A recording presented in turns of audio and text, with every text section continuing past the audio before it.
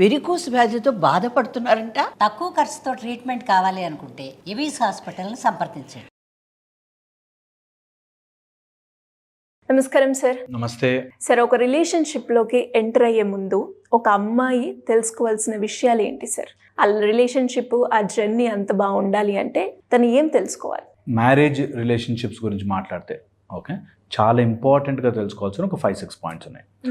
Number 1 వచ్చేసి emotional needs. అబ్బాయి యొక్క ఎమోషనల్ కేపబిలిటీ ఇది తెలుసుకుని తీరాలి. చాలా మంది ఈ పాయింట్ నెగ్లెక్ట్ చేస్తారు. వాళ్ళకి డబ్బు ఉందా, ఆస్తుందా, హైట్ ఉన్నాడా, బాగున్నాడా, జుట్టు బాగుందా, ఇది చాలా తప్పు. ఎమోషనల్ నీడ్, బికాజ్ నేను ఎమోషనల్ థెరపిస్ట్ కాబట్టి అది చెప్తున్నాను కాదు. ఒక మనిషి సిచ్యువేషన్ వచ్చినప్పుడు ఎలా బిహేవ్ చేస్తాడు, that is a most important point. ఇది అందరు అమ్మాయిలు నేర్చుకోవాల్సిన స్కిల్. ఒక డేంజరస్ సిచ్యువేషన్ వస్తే, ఒక కోపమైన సిచ్యువేషన్ వస్తే, ఒక ఆయనకు అనుకున్నట్టుగా జరగని సిచ్యువేషన్ వస్తే ఎలా బిహేవ్ చేస్తున్నాడు, emotional growth of the person చాలా ఇంపార్టెంట్. ఎమోషనల్ ప్రిపేర్డ్నెస్ ఉందా లేదా, వెరీ ఇంపార్టెంట్. ఎందుకంటున్నానంటే ఏదైనా సందర్భం వస్తే వాడు అన్నిటి కోపం వచ్చేస్తుంది. బదులు కోపం కానీ మంచివాడండి, రాంగ్, నాన్ సెన్స్. ఎప్పుడు ఒప్పుకోద్దా పాయింట్. కోపము కానీ మంచివాడండి ఉండదు. నువ్వు ఆ కోపాన్ని ప్రతి సంవత్సరం, ప్రతిరోజు, ప్రతి నెల తట్టుకోలేవు. సో ప్రతిదానికి కోపం వచ్చేసి అన్నిటికీ ఇరిటేట్ అయిపోయి, రాంగ్, నాన్ సెన్స్. అలాంటి వాళ్ళు చాలా జాగ్రత్తగా. ఎమోషనల్గా కంట్రోల్ లేనివాడు, ఎమోషనల్ మృగం అంటాం మేము, ఎమోషనల్ యానిమల్, అలా ఉన్నవాడు వేస్ట్. ఓకే, అదొకటి బాగా తెలుసుకోవాలి. ఎమోషనల్లీ బాగున్నాడు, యు ఆర్ 90% త్రూ. ఓకే, ఏదైనా ప్రాబ్లం వస్తే ఫేస్ చేద్దాం, తట్టుకుందాం, ఏం కాదులే తీసుకుందాము అనేటట్టుగా ఒకటి. బయట కనడం కాదు, నిజంగా ఉండగలగాల క్వాలిటీ, అది అసెస్ చేయడం రావాలి. Okay, emotional. సెకండ్ వచ్చేసి ఫ్యామిలీ ట్రీ. మనకెప్పుడు ఇటు 7 తరాలు అటు 7 తరాలు అని చెప్పారు. ఎందుకంటే ఒక మంచి ఫ్యామిలీ ఎన్వైర్న్మెంట్లో పెరిగిన వాడు జనరల్లీ బాగుంటాడు. జనరల్లీ 90% బాగుంటాడు. ఎందుకు మనము అలోన్గా ఉన్నవాళ్ళు బాగుండరా అని కాదు.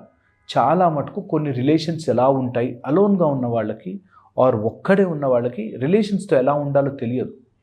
ఒకవేళ ఫ్యామిలీ మంచి ఫ్యామిలీతో త్రూ అండ్ త్రూ కలిసి ఉంటే ఒక బంధముతో ఎలా ఉండాలి అని తెలుస్తుంది. ఎందుకంటున్నానంటే ఎనీ బంధం విల్ హ్యావ్ ఎ రూల్. కొన్ని గివ్ అండ్ టేక్ ఉంటాయి ఒక రిలేషన్షిప్లో. ఓకే, ఇది మంచి, ఓసారి కోపం ఉంటుంది, ఓసారి ఉండదు, ఓసారి హ్యాపీగా ఉంటామనే ఆ గివ్ అండ్ టేక్ బంధం ఉన్న వాళ్ళకే తెలుస్తుంది. సో ఫ్యామిలీ బాగుండేటట్టుగా చూసుకోవాలి. జాయింట్ అవసరం కానీ ఒక మంచి family, good family, where they have ఒక ఈవెంట్కి వెళ్తాము, ఓ పూజకు, టెంపుల్కి వెళ్తాము, ఎలా బిహేవ్ చేయాలో తెలుస్తాయి వాళ్ళకి. ఓకే, చాలా ఇంపార్టెంట్. థర్డ్ వచ్చేసి ఫైనాన్షియల్ ప్లానింగ్ లేకపోతే అలాంటి వాళ్ళు ఉన్నా మీకు చాలా ఇబ్బంది పడతారు. నిజంగా కూడా ఒక రిలేషన్షిప్లోకి వెళ్తున్నప్పుడు డబ్బు ఉందా లేదా కాదు, ఉన్న డబ్బుని ఎలా ఖర్చు పెడుతున్నారు. నాకు తెలిసిన ఒక ఫ్యామిలీ లేకపోయినా సరే పెళ్ళి అయితే బాగా జరగాలండి, మాకు పెళ్ళి బాగా జరగాలండి, పెళ్ళి ఏంటి బాగా జరగాలంటే పెద్ద పెద్ద ప్లేట్లు పెట్టాలి, పెద్ద పెద్ద స్వీట్లు పెట్టాలి, 30-40 రకాల వంటలు పెట్టాలి. ఎందుకు? నీ స్తోమత ఏంటి, నీకు దాంట్లో ఉన్నంత వరకు పెట్టు హాయిగా. సో ప్రాబ్లం ఎక్కడ వస్తుందంటే ఫైనాన్స్ ఉన్నా లేకపోయినా వాడికి ప్లానింగ్ ఉండదు. అనవసరంగా 30 చీరలు కొనుక్కోవాలి, 50 బట్టలు కొనుక్కోవాలి, 5 షర్ట్లు కొనుక్కోవాలి, నాకు ఇలా ఉంటే నచ్చుతుంది. అలాంటి వాటితో చాలా జాగ్రత్తగా ఉండాలి. Very very important. Financial planning or financial clarity లేని వాడితో ఎక్కువ రోజులు తట్టుకోలేము. Okay, and fourth most important thing, హ్యాబిట్స్కి ఎప్పుడైనా తాగొచ్చులే, ఈ మధ్య తాగుడేం పెద్ద అలవాటు కాదులే, ఎప్పుడైనా, నో వే, నో ఛాన్స్. అలాంటిది గనక మీకు ఫస్ట్లో అలవాటు కాకపోతే, ఫస్ట్లో అది అర్థం చేసుకోలేకపోతే, దాని తర్వాత ఫ్యూచర్లో అది అన్కంట్రోల్డ్గా మారే ఛాన్స్ ఉంటుంది. ఒకవేళ మరీ తాగుబోతులు ఉందో చెడ్డవాళ్ళ అని ఆలోచిస్తే మాత్రం ఎంత కంట్రోల్ ఉంది అన్నది తెలుసుకోవాలి. Control of what they are doing. ఆ కంట్రోల్ తప్పిన రోజున మనిషి ఎంత జంతువులా మారతాడో అని తెలుస్తుంది. బికాజ్ మేము చూస్తాం, ఏ బంధమైనా తెగిపోయి నాశనం అయిపోతుందంటే వాడు పెద్ద అడిక్ట్ అయి ఉంటాడు ఏదో ఒక విషయంలో. అది it can be paan, it can be alcohol, it can be cigarette, drugs, or వాడి యాంగర్. వీటికి అడిక్ట్ అయిపోతాడు. సో అలా ఎనీ అడిక్టివ్ హ్యాబిట్స్ ఉన్నాయంటే చాలా జాగ్రత్తగా ఉండాలి. Okay, fifth and the most important, health. ఒక అబ్బాయి వాడి హెల్త్ గురించి పట్టించుకోలేదు అంటే, హెల్త్ కేర్ తీసుకోవట్లేదు అంటే, అలాంటి వాడు చాలా చాలా చాలా ఇబ్బంది పడతాడు.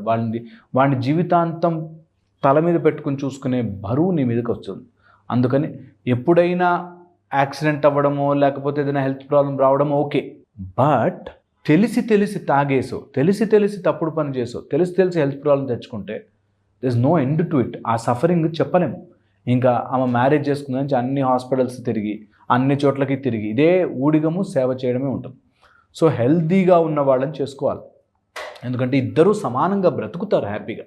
లేకపోతే ఎంతసేపు యు ఆర్ సర్వెంట్, ఒక నర్సు లాగా, ఒక సర్వెంట్ లాగా మారిపోతుంటారు. వీటితో పాటు ఎంత కుదిరితే అంత సోషల్ స్పిరిచువల్ డెవలప్మెంట్, ఇది ఎంత ఉన్నవాడు చాలా నీకు లైఫ్లో ఒక స్మూత్ వాక్ అవుతుంది. ఎప్పుడైతే ఈ స్పిరిచువల్ సోషల్ డెవలప్మెంట్ ఉండదో, సోషల్ డెవలప్మెంట్ అంటే నేనుంటున్న కాలనీలో నాకు 100 మంది శత్రువులు ఉన్నారనుకో, నేను మంచివాడిని కాదు, పక్కనోడు మంచోడు కాదు, ఎదురున్న మంచోడు కాదు, వాడు మంచోడు కాదు, అందరూ నువ్వు మంచోడు కాదు అన్నారు, నువ్వు మంచోడు కాదు. సో చాలా important that you are living in the social dynamics. Okay, 1 spiritual development చాలా చాలా ఇంపార్టెంట్. ఏదో ఒక భక్తి మార్గంలో, భక్తి ఎందుకు ఇంపార్టెంట్ అంటే వాడికి భయము భక్తి ఉన్నవాడంటే there is a discipline in their life. ఆ రెండు లేనిది ఎటన్నా తిరగచ్చు మనిషి, ఎలాంటి మృగమైనా అయిపోవచ్చు. నాకు భయం లేదు, ఐ కెన్ డూ ఎనీథింగ్. నాకు భక్తి లేదు, నాకు దేవుడే చూస్తాడనే భక్తి లేదు, కాబట్టి ఐ కెన్ డూ ఎనీథింగ్ అన్నట్టు.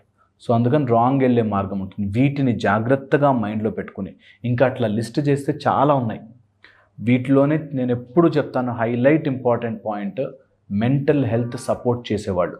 నీకు ఫ్రస్ట్రేషన్ వస్తుంది, నీకు పిచ్చి కోపం వస్తుందంటే ఏం కాదురా నేను ఉన్నా కదా అని చెప్పలేనివాడు నీకు ఎప్పటికీ అవ్వలేడు. అండ్ ఓన్లీ మాటలు చెప్పేవాడు నీకు ఎప్పటికీ కుదరదు. ట్రూ. ఇది చాలా ఇంపార్టెంట్. ఈ విషయం మెంటల్ హెల్త్ అనగానే ఏం కాదు బేబీ నేనున్నాను నోట్తో అంటే కాదు, రియల్గా ప్రాబ్లమ్ని సాల్వ్ చేయగలిగే కెపాసిటీ ఉన్నవాడు కావాలి. అలాంటి వాడైతే నిజంగా ఈ పాయింట్స్ చూసుకోవాలి. ఏ అమ్మాయి అయినా సరే లిస్ట్ రాసుకుని 6-7 పాయింట్స్ ఇవి ఉన్నాయా, mostly they will be fine. Mostly అయినా కూడా కాంప్లికేషన్స్ వస్తే తట్టుకుని ధైర్యంగా ఫేస్ చేసి మార్చుకునే కెపాసిటీ ప్రతి అమ్మాయిలో ఉండాలి. అండ్ నాకు ఎప్పుడు నమ్మకం తెలుసా, ఒక ఉమెన్ బాగుంటే ఆ ఫ్యామిలీ, ఆ సొసైటీ అంతా బాగుంటుంది. ఉమెన్ హెల్తీగా ఉండాలి. So always make sure that me compatibility తీసుకుని తెలుసుకుని అలాంటి వాళ్ళని చూస్ చేసుకోవడం ఈజ్ అ రైట్ ఆప్షన్. లేదు మీరు ఆయన పట్టించుకోవట్లేదు, నాకు చూస్తే బాగుంటుంది. ఒక అమ్మాయి అన్ని క్వాలిటీస్ బాగున్నాయి, జుట్టు లేకపోతే వదిలేస్తుంది. జుట్టు ఉండాలండి, నాకు జుట్టు చిన్నప్పటి నుంచి నేను బట్ట తర్వాత ఊహించుకోలేనండి నా అందను. So these are simple things, వీటి వల్ల చాలా మిస్ అయిపోయిన వాళ్ళు ఉంటారు. సో అందుకని ఈ పాయింట్స్ ఎమోషనల్ హెల్త్ని, మెంటల్ హెల్త్ని, నీ మెంటల్ హెల్త్ సపోర్ట్ చేసే వాళ్ళని, health, finances, family life, social and spiritual development, ఇవి ఉంటే హోప్ఫుల్లీ వాళ్ళు బాగుంటారు. అమ్మాయిలందరూ కూడా అబ్బాయి బాగున్నాడా లేదా, హైట్గా ఉన్నాడా, నల్లగా ఉన్నాడా, తెల్లగా ఉన్నాడా అని కాకుండా మీరు చెప్పిన క్వాలిటీస్ ఏవైతే చూసుకుంటే, అంటే ఇప్పుడున్న సమాజంలో ఇలాంటివి చెక్ చేసుకొని కనుక ఒక రిలేషన్షిప్కి వెళ్తే చాలా బాగుంటుంది అనిపిస్తుంది. Thank you sir, thank you so much.